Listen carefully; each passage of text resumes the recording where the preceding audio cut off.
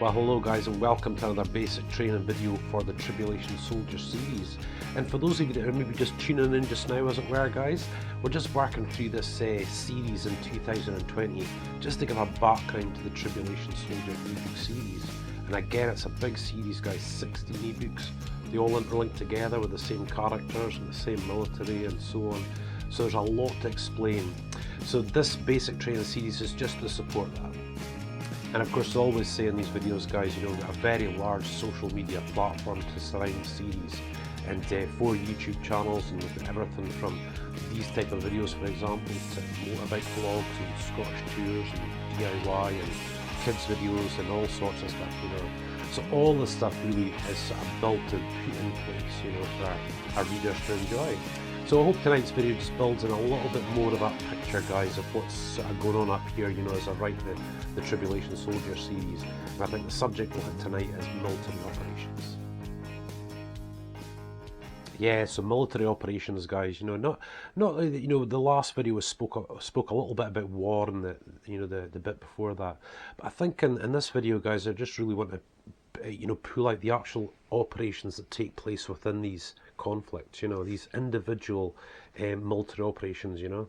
And just before I get going, you know, I just wanted to share that, you know, I was in the British Army Reserves almost 2 or 3 years, you know, when way back. And one of the big reasons I'd actually joined the reserves, I wanted to do my time of what you call national service. You don't get that in the UK anymore, but you used to be able to do a national service in the military, which was just a couple of years or whatever in the reserves of either the Air Force or the Army or whatnot. And of course I chose the British Army because my sort of dream at that point was to join the Royal Marines, you know. And of course in the British Army you're basically using the same weapons, and a lot of things are very similar and so on. So, you know, it was a really good sort of place to be. And during that time, I don't know how many of you know, but the Royal Marines is a lot about fitness, about your endurance, your fitness, strength, and so on.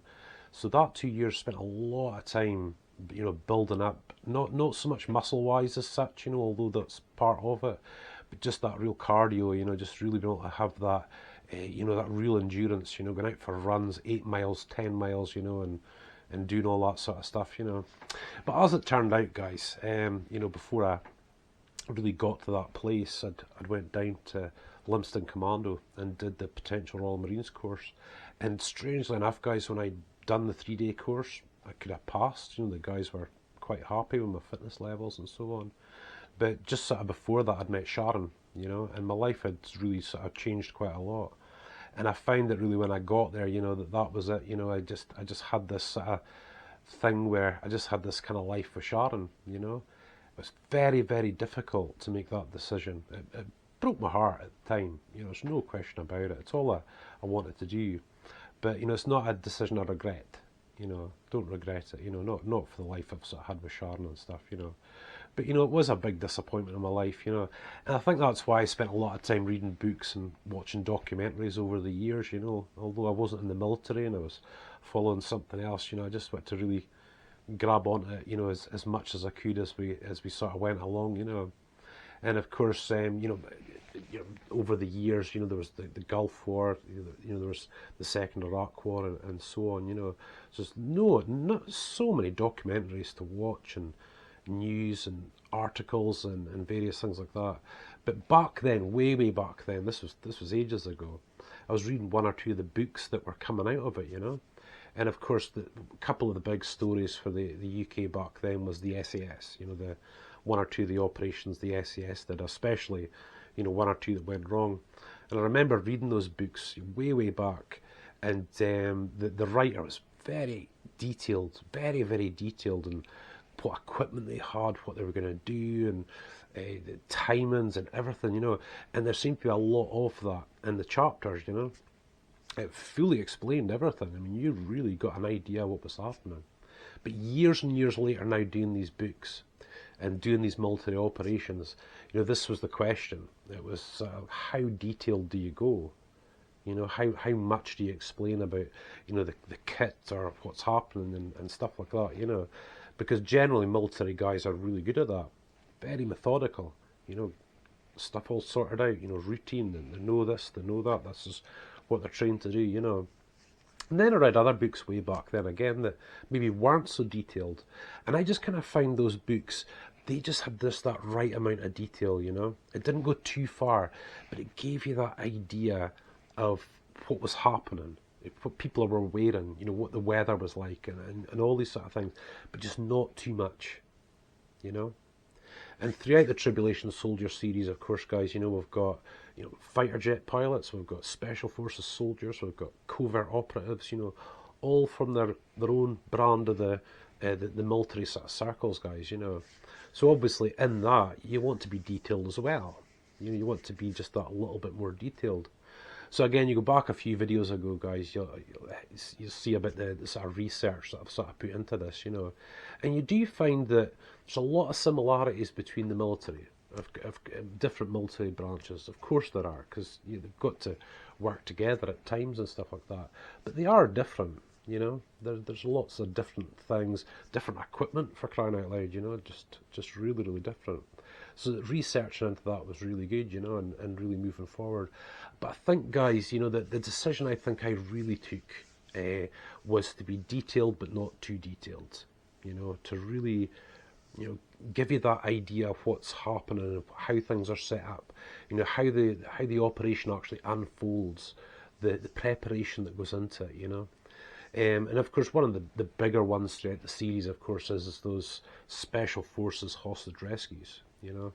And you know, whenever you read about the SAS or the Navy SEALs or whatever, they have their own brand of hostage rescue techniques, you know. And again, I didn't want to go into full detail, but when you actually look into it, it's so fascinating as to how they set it all up, how they, you know, when you've literally got hostages, you've got terrorists, you've got a building or a plane or whatever it is, but these guys are all trained in this sort of stuff to be able to deal with this, you know. And the preparation that goes in, guys, you know, it's almost like, you know, for example, they'll get for those of you that don't know, they'll get the blueprints for a building that they're going to storm. And it's not just where the rooms are and where the terrorists might be or hostages, whatever. It's little things as well. Right, there's two doors to go through. What are they made of? You know, which way do they open? Do they open this way? Do they open that way? Could they be locked? Do we have to blow the locks? Can we blow the locks? Do we use a shotgun? Do we use explosives? Every part of it is just methodically worked through. You know, so when those guys go, they know their job, they know the faces of the people, they've memorized them, they know where they are in the building, they know what it's going to be like, they know what this is going to be like, that's going to be like, how this works. And when that rollerball moves, when the bit goes, wow, it's just tremendous how they actually execute it, you know. And so I suppose for, you know, maybe some of you that don't really, you know, maybe aren't, you know, have a huge interest in the military, I'm really hoping, guys, that you'll really enjoy these special forces operations, you know, and you know, just the various tactics and stuff like that. But I think probably the most is the preparation for it, you know, and hopefully when you read the books, you see the sense and everything that's sort of being done, you know, you find it really interesting. And of course, this is drawn from the professionals, you know, this is drawn from the guys that actually do storm buildings and rescue hostages. And these guys know what they're doing, you know. So, of course, one of the sort of bigger ones that we were always introduced to was the Iranian embassy siege in 1982 in London. And, of course, you know, the SES weren't really all that well known at that particular point in time. But the Iranian embassy was under siege, and at one stage they decided that was it, and they executed one of the hostages. And in that situation at that time, the authority then shifts across from the police to the military. And now it was time for the SAS to move in. But of course, days before, guys, they had already covertly came up to the area of where the embassy was. They were setting up, they were looking over building plans, they were looking over vent shafts and skylights and how do you get here and how do you get there? Do we fast rope? Do we climb up? Is there a ladder? You know, they had all of this stuff going on in place, you know. And when they executed that operation, it was spectacular.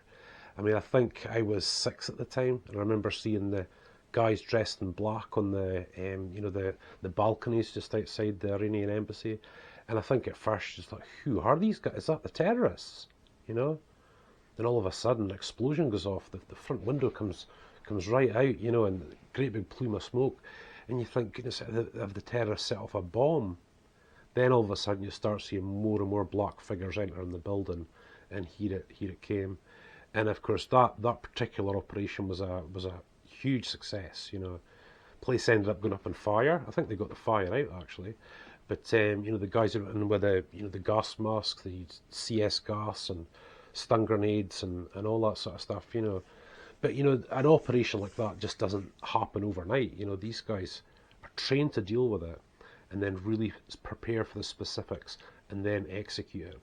And of course, after that, you've got all these stories. You know, you've got all these accounts. You know, these various SAS guys that you know their faces now. You know, they're kind of celebrities really that did that. You know, as well as some of the hostages in that situation as well. You know, when you see their stories, you see what they went through. You know, you can imagine what it'd be like. You know. And of course, you know, like the military operation in itself. I mean, you can imagine yourself being a hostage, and all of a sudden explosions are going off, gunfire, CS gas is swirling, you know, the place is starting to go on fire, and you're being manhandled out of this building by these guys dressed in black. You know, it must have been just frightening. You know, all the CS gas is designed to sort of blind you sort of temporarily. You know, really irritate your eyes, and the smoke and the stun grenades and the darkness. I mean, for what those people were put through to then go into that, wow, you know, imagine just going through that, guys. Can you just imagine it? Yeah, it's on the books, guys. I just wanted that kind of level, you know. You know, just from that example of the Iranian embassy siege, and try to transfer that into the different branches, you know. It's seen how they prepare for military operations, you know, singular military operations and things like that. And again, guys, the hope is that there's enough detail there for it to be authentic. You know, where a special forces soldier could say, "Oh yeah, you know, that's generally the way that we sort of do things," but not too much where we're into chapters upon chapters of preparation. You know, because that's a lot. It's a lot for me to write as well. You know, and really in the books, I'm quite a fast writer. I like things to really just get moving along. You know, there's not labouring too much in various parts. You know, and again, I think, guys, it's just all about balance. You know. But I just really hope you enjoy these military operations, guys. You know, whether they be singular, you know, whether it be a team of special forces soldiers or a battalion of soldiers, or you know, pilots or covert operatives. You know, that you'll really enjoy it. You'll find it fascinating. You know, and hopefully with the characters, it'll put that kind of human face on it. You know. And you know, and of course, it's not just seeing it from the military personnel side; it's from the people who are involved in that, the civilians, the hostages. You know, they really bring all that through. So I certainly hope you enjoy. And as always, guys, you know, I just really hope all these sort of military operations that there'll be some, you know, I'll have various videos and articles that sort of go along with it, the various times of the books coming out and stuff, you know. But really want to honour a lot of these little known groups, not just the SAS, the Navy SEALs, Delta Force, you know, all these guys, but some of the more unknown, you know, of what these guys did, you know, what this battle was about, you know, what this military operation was about, you know, because the stories are tremendous, you know, the courage, you know, the endurance, having to endure these things, you know. Again, back to just some of my own experiences of what I've seen, you know, like the Falklands War, for example, is how cold the guys were, you know, just the cold, you know, just battling the cold within itself, fatigue, you know, being tired, you know, hungry, thirsty. You know, it's just really fascinating. It really is quite something, guys. And again, if you're not really military orientated, guys, I hope you thoroughly enjoy it. So there we are, guys. Just a little bit of a shorter one, but hopefully that just sort of explains where I'm coming from as an author. You know, when it comes to the military operations, they do come up throughout each of the books. You know, so all the way through, there's military operations of different descriptions and stuff like that. You know, so I just hope you find it really exciting, guys, really fascinating, and just really enjoy it. But for now, guys, we're going to crack on. I'm going to get onto the last of these videos and get these shared for 2020. Like I always say, we've got a huge social media platform that surrounds the series that I've really spent a lot of time building, you know. And again, that is to surround the series. That's for our readers to primarily enjoy, you know, and we do it all, you know, do a bit of DIY and cars, bikes and boats, and getting the motorbike with me in the Scottish countryside, and Scottish castle tours, getting to see the Scottish castles, and fishing on the North Sea and stuff like that, you know. So just really hope you enjoy it. Hopefully there's a bit of something for everyone, you know, while a person reads a series. But for now, guys, listen, thank you so much for watching.